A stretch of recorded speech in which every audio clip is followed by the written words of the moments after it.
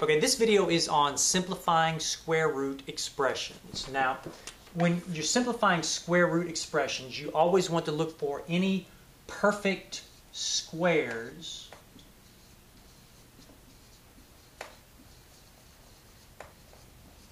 under the square root symbol. Now, some examples of perfect squares.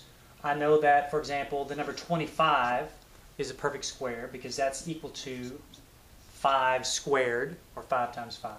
I know that 36 is a perfect square. That's equal to 6 times 6, or 6 squared. And I can keep going.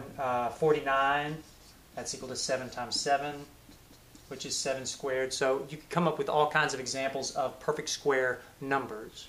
Now notice that you can also have perfect square expressions, like, for example, well, x squared.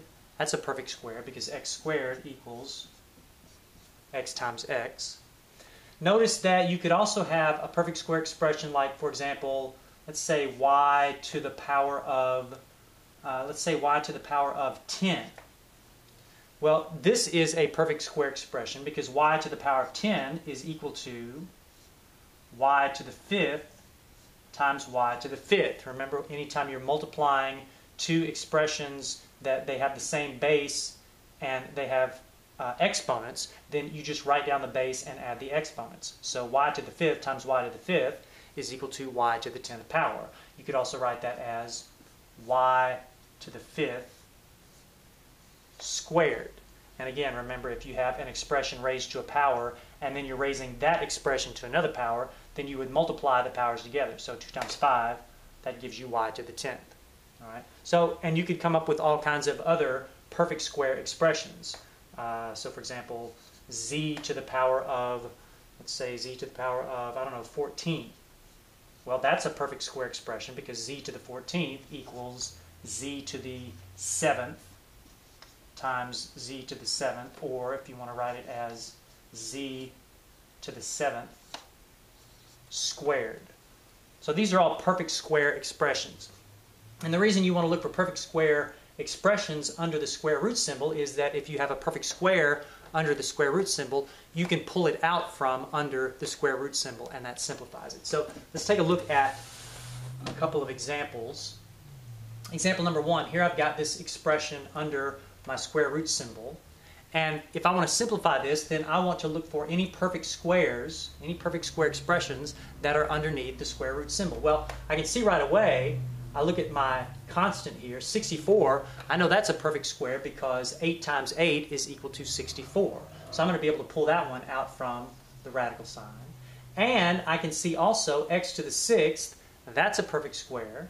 Y to the 10th, that's also a perfect square. So I can pull out all of my expressions here from under the radical sign. Now, before I do that, I'm going to go ahead and rewrite each one of these expressions so that I actually write it down as a perfect square. That sometimes makes it easier to see what it is I'm pulling out. So 64 is equal to 8 times 8, or 8 squared. X to the 6th would be equal to, x to the 6th would be equal to x to the 3rd power squared. X to the 3rd power squared, 2 times 3, that gives me my 6. And y to the 10th is equal to, that would be y to the 5th power squared. Y to the 5th squared would be y to the 5 times 2, which gives me y to the 10th. Well, so now I've got each one of these expressions here written as a perfect square. Now I can just pull each one of those out from under the radical sign. If I pull this one out, then that gives me 8. If I pull this one out, that's going to give me x cubed. And if I pull this one out, that gives me y to the 5th. And so this is what I have when I simplify this expression under the radical sign. Let's take a look at example number 2. All right, now this one, it looks like is maybe going to be a little bit different because this number 75, I notice right away 75 is not a perfect square. There are not any two numbers that I can multiply, any two integer numbers I can multiply together to get 75. So 75 is not a perfect square. However, I can break 75 down into factors and one of the factors would be a perfect square. In fact, I can see right away that I could, if I make a little factor tree here, I could break 75 down into 3 times 25. 3 times 25 is 75, and 25 is a perfect square. So I'm going to rewrite 75 as 3 times 25. And since 25 is a perfect square, I can pull that out from under the radical sign. Let's see, x to the 4th, that number is a perfect square. So let me see, I'll go ahead and write that as x squared squared. Y to the 8th, that's also a perfect square, so let me write that as, let's see, be y to the 4th quantity squared. And then now this one, z to the 11th. Well, z to the 11th is not a perfect square, but again, I could rewrite this in a form that does have a perfect square. In fact, let me kind of do a little factor tree with z to the 11th.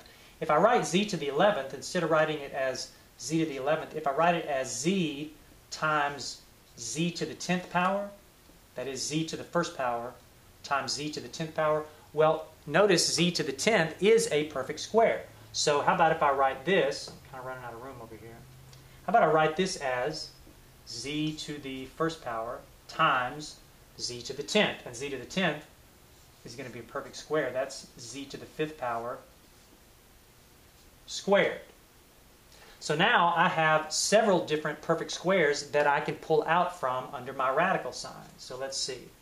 I'm going to pull out my 25. That's a perfect square. So if I pull that out, that'll be 5 out from under the radical sign. And my 3, notice, is going to stay under the radical because it's not a perfect square.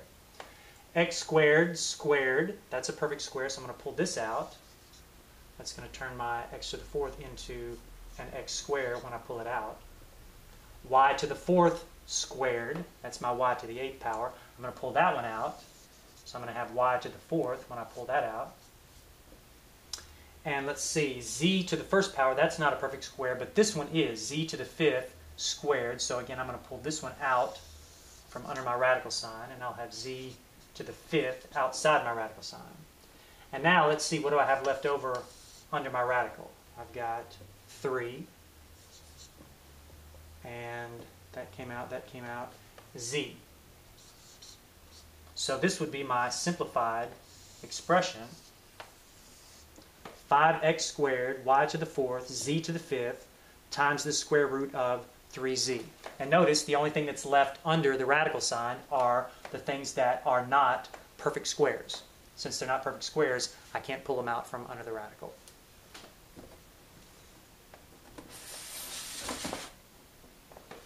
Example number 3. All right, so let's see. I've got a constant, and I've got an x term, and I've got a y term.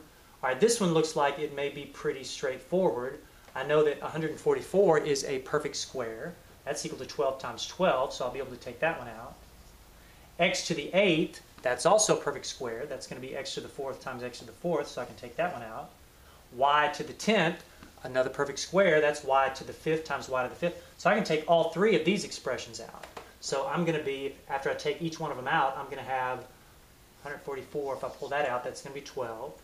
X to the 8th, if I pull that out, that's going to be x to the 4th. And then y to the 10th, I pull that out, that's going to be y to the 5th power. So this is the simplified form of this radical expression. All right, example number 4. All right, let's see. Well, my a term, a to the 4th, b to the 10th, and c to the 14th, I can see those are all going to be perfect square factors. So I'm going to be able to pull each one of these out from under the radical sign. 99, however, that's not a perfect square number, but I think I can break this down into factors, and maybe one of the factors will be a perfect square. So if I do a little factor tree here, 99, I know that I could write 99 as 9 times 11, and the number 9 is a perfect square. So I've got at least one piece of this number that is a perfect square, so I'll be able to pull that out. So let's see. 99, let me go ahead and rewrite this one over here. 99 I'm going to write as 9 times 11. And then a to the 4th, I don't think I need to, I'm not going to write these as they're squared. I'm just going to write those kind of as they are, because I think I can pull out the perfect square factors for each of these. C to the 14th.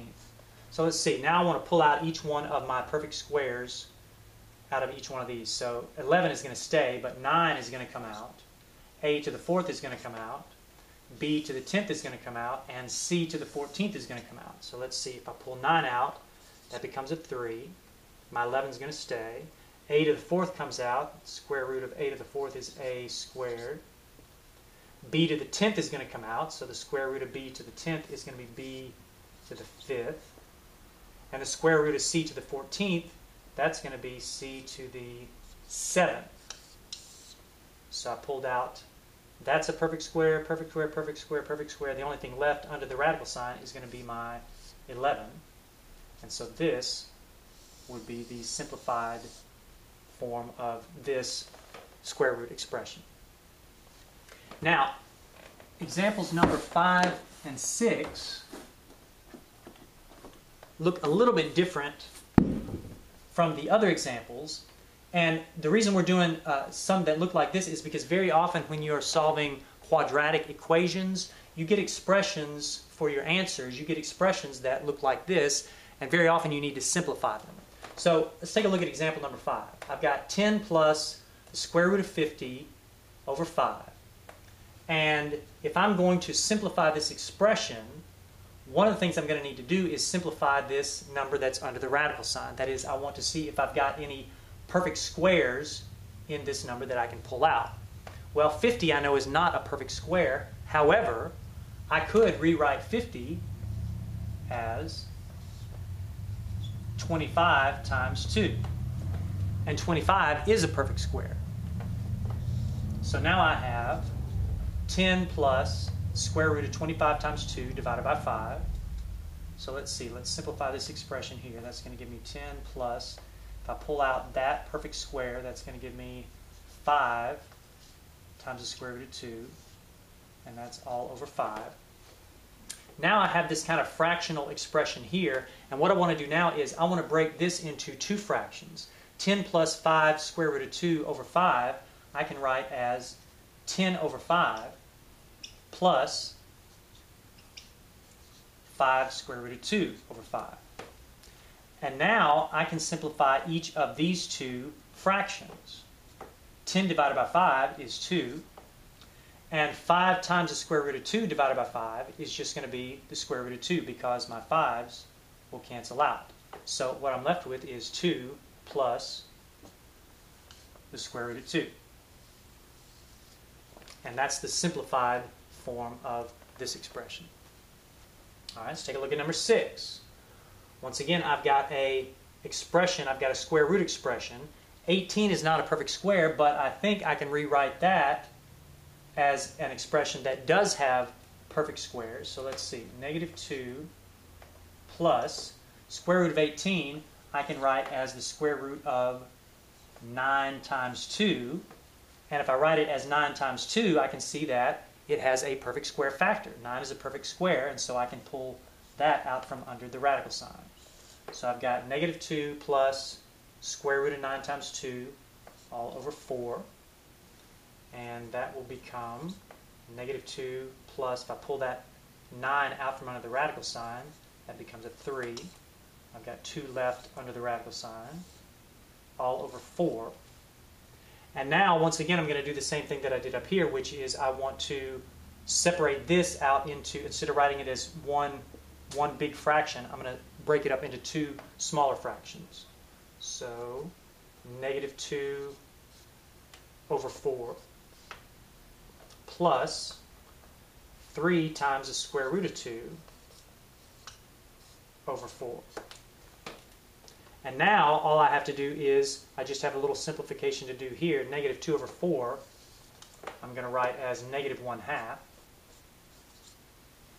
And 3 times the square root of 2 over 4, that won't simplify any further. So I just have negative 1/2 plus 3 times the square root of 2 over 4. And that would be my simplified form of this expression.